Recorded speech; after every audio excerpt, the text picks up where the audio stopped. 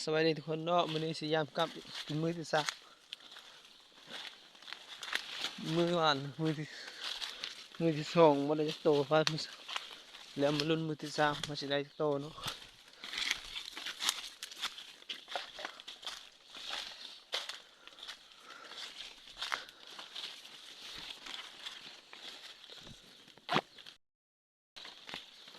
เด้ตัวหยังวะตัวก็หอกเนาะนี่เรียบร้อยมานเห็นบ่บ่พลาดมานเรียบร้อย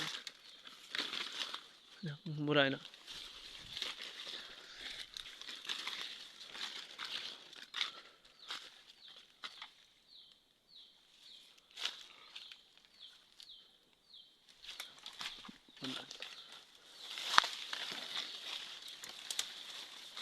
บ่ได้จังเป็นตัวนั้น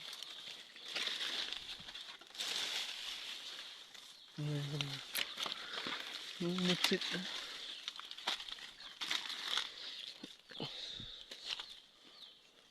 นี่ตัวหยังวะ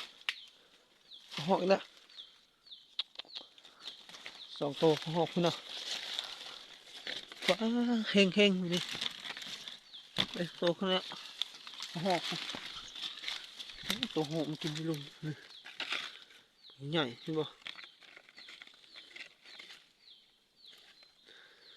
สองตัวก็หอกมานนี่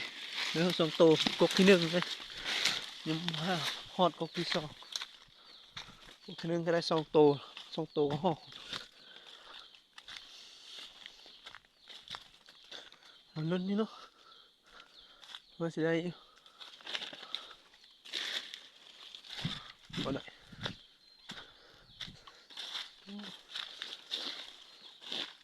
นี่ครับนี่บ่ละ